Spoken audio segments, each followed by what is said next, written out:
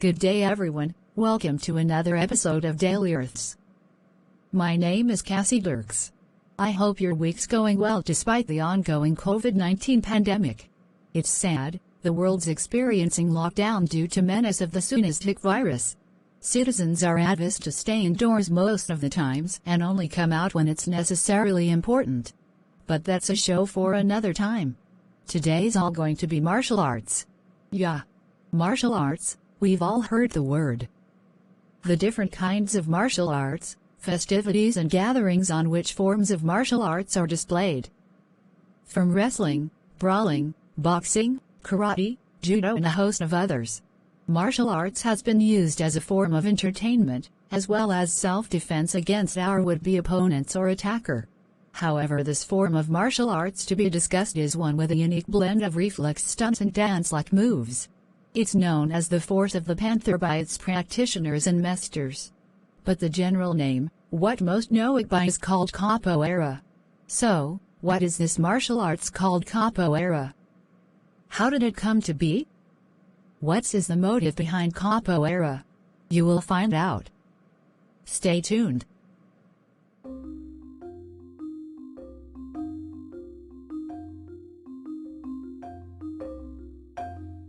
Capoeira is an Afro-Brazilian martial art that combines elements of dance, acrobatics, and music.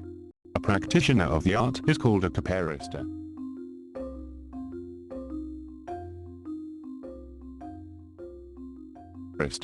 The most widely accepted origin of the word capoeira comes from the type of words cat, forest, pa, round, referring to the areas of low vegetation in the Brazilian interior where fugitive slaves would hide.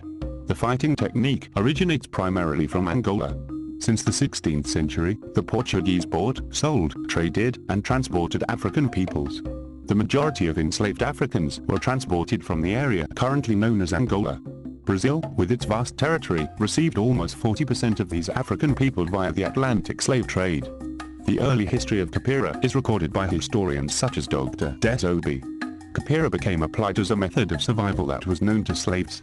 It was a tool with which an escaped slave, completely unequipped, could survive in the hostile, unknown land and face the hunt of the captores de mato, the armed and mounted colonial agents who were charged with finding and capturing escapees.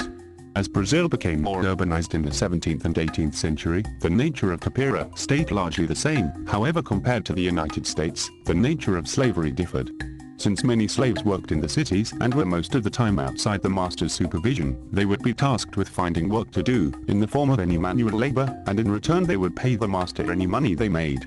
It is here where capoeira was common, as it created opportunities for slaves to practice during and after work. Though tolerated until the 1800s, this quickly became criminalized after due to its association with being African, as well as a threat to the current ruling regime.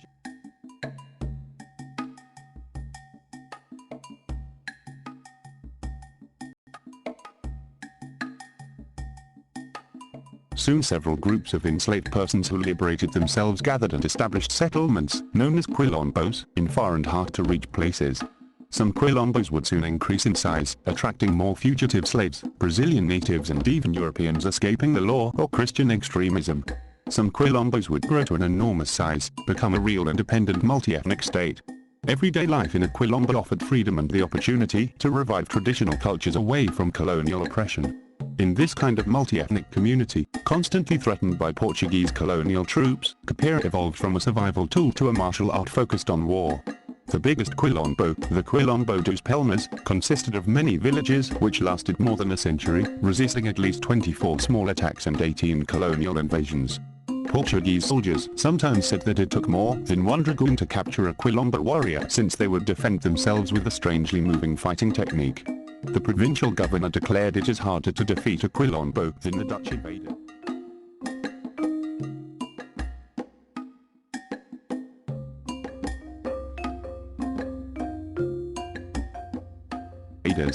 Registries of capoeira practices existed since the 18th century in Rio de Janeiro, Salvador and Recife.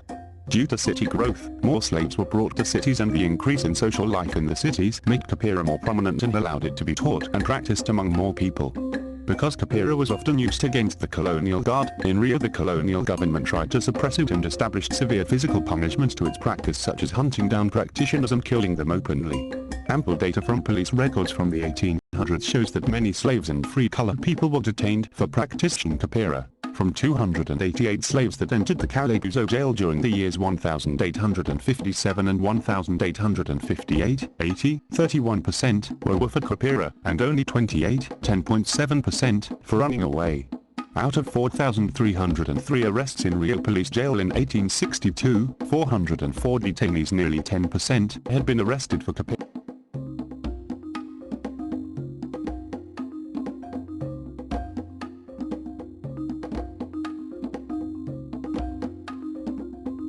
By the end of the 19th century, slavery was on the verge of departing the Brazilian Empire.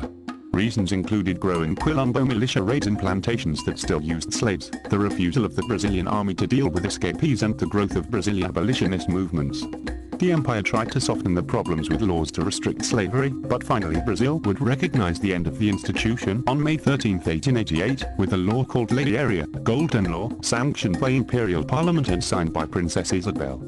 However, free former slaves now felt abandoned.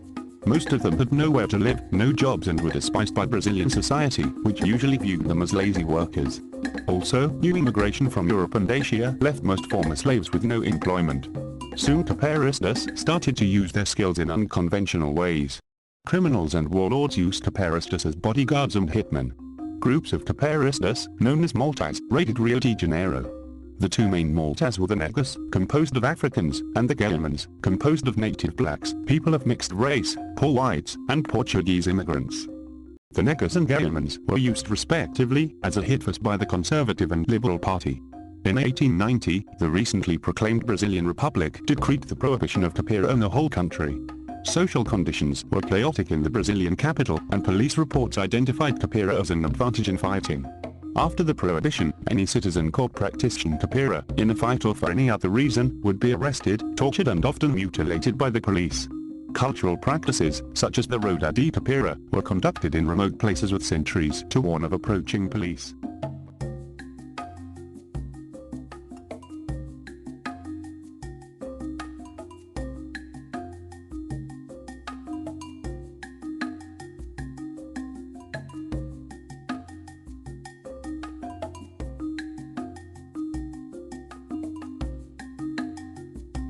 Police. By the 1920s, capoeira repression had declined, and physical educators and martial artists started to incorporate capoeira as either fighting style or a gymnastic method. Professor Mario Aleixo was the first in showing a capoeira revised, made bigger and better, which he mixed with judo, wrestling, and other arts to create what he called defesa pessoal, personal defensa. In 1928, Abel's Amabola Maki published the first capoeira manual, Ginástica Nacional, Capoeira de Metodais e Regrada, where he also introduced boxing-like rules for capoeira competition. Anexo Peña Maranhã published a similar book. Mestre Sinhazinha from Rio de Janeiro went further, creating a training method that divested capoeira from all its music and traditions in the process of making it a complete martial art. While those efforts helped to keep capoeira alive, they also ensured the pure, non-adulterated form of capoeira became increasingly rare. At the same time, Mestre Bimba from Salvador, a traditional capoeirista with both legal and illegal fights in his records, met with his future student Cisnando Lima, a martial arts aficionado who had trained judo under Teco Yeno. Both thought capoeira was losing its martial roots due to the use of its playful side to entertain tourists. Bimba began developing the first systematic training method for capoeira, and in 1932 founded the first official capoeira school. Under the advice of Cisnando, Bimba called his style Luta Regional Baiana, regional fight from Bahia, because capoeira was still illegal in name. At the time, capoeira was also known as capoeiragem, with the practitioner being known as a capoeira, as reported in local newspapers. Gradually, the art dropped the term to be known as capoeira, with a practitioner being called a capoeirista. In 1937, Bimba founded the School Centro de Cultura Física Luta Regional, with permission from Salvador's Secretary of Education, Secretaria da Educação, Saúde Assistência de Salvador. His work was very well received, and he taught capoeira to the cultural elite of the city. By 1940, capoeira finally lost its criminal connotation and was legalized. Bimba's regional style overshadowed traditional capoeiristas, who were still distrusted by society. This began to change in 1941 with the founding of Centro Esportivo de Capoeira Angola, SCA, by Mestre Pastinha. Located in the Salvador neighborhood of Plotagon, this school attracted many traditional capoeiristas. With SCA's prominence, the traditional style came to be called Capoeira Angola. The name derived from brinca de Angola, play in Angola, a term used in the 19th century in some places. But it was also adopted by other masters, including some who did not follow Pastinger's style. Though there was some degree of tolerance, capoeira from the beginning of the 20th century began to become a more sanitized form of dance with less martial application. This was due to regions mentioned above, but also due to the military coup in the 1930s to 1945, as well as the military regime from 1964-85. In both cases, capoeira was still seen by authorities as a dangerous pastime which was punishable. However, during the military regime, it was tolerated as an activity for university students, which by this time is the form of capoeira that is recognized today in police.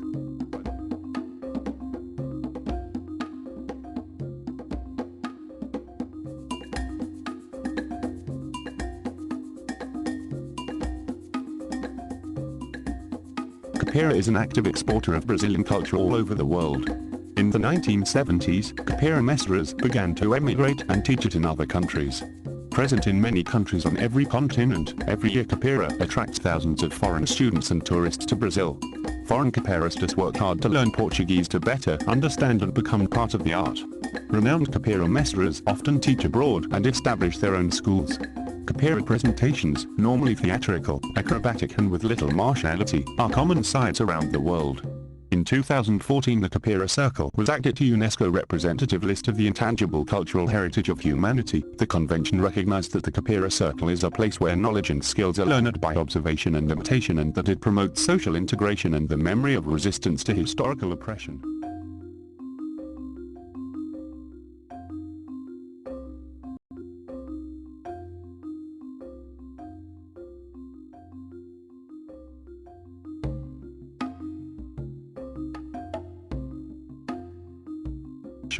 Capoeira is an Afro-Brazilian martial art, born in 1537, with the deportation of thousands of African slaves from Africa to work in sugarcane fields in Brazil. Capoeira is known for its acrobatic and complex maneuvers, often involving hands on the ground and inverted kicks. It emphasizes flowing movement rather than fixed stances. The inga, a rocking step, is usually the focal point of the technique. With the original ancestor tradition coming from Angola and was called Ngelo, a type of ritual dance that used several elements of kicking, headbutting, slap boxing, walking on one's hands, deception, evasion. The purpose was also religious, as it both provided a link to the afterlife, which was the opposite of the living world, and enabled a person to channel their ancestors into their dance. For example, during the dance, a person may become possessed by an ancestor in the past who was talented at Ngelo. This could be applied to a martial setting in both combat and warfare, which was called Nzinga/Nsimga, the difference to Ngelo being that it included weapon use and grappling. During the Atlantic slave trade, this tradition transferred around the Americas, Brazil, capoeira, the Caribbean, Dumai, and the United States, knocking and kicking. A large number of Angolans were sent to Madagascar during the slave trade, and it still survives today as Mrangomering. Famous practitioners of the capoeira include Mestre Bimba, Mestre Pastinha, Mestre Simhasimha, Mestre Gergerend, Mestre Pereira dos Santos, Mestre Norival Moreira de Oliveira, Mestre Genja, Fr Mestre Cabeludo, Mestre Caramuru, Mestre Cobra Mansoa, Jairo, Junior dos Santos. Mark Decasco's capoeira is nature, as described by Mestre Gelan and Mestre Gergerend.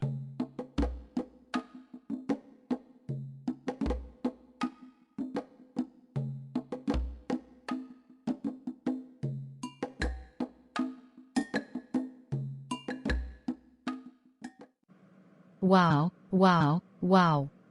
That was amazing. Don't you agree? I personally learned a lot on capoeira. Quite an interesting history. I never thought the badass capoeira techniques has almost some of its roots gotten from Africa, though it has been modified to stripe it from the negative connotations associated with the traditional capoeira, the glow. Well, generally, almost everything about the black has been given a negative verdict. Maybe I guess it's time Africans start stepping up to prove these negative verdicts wrong. Meanwhile, pangolins, an almost endangered species of the mammalian family, has been attributed to the missing link in the spread of the coronavirus pandemic, along with bats and snakes. There's much to discover, hidden truths revealed. In all, we need to have faith in what we do and in the Creator. Capoeira. All the way. That's all for today. My name is Cassie Dirks. See you same time next week. Stay extra warm like I'm doing here, lovelies.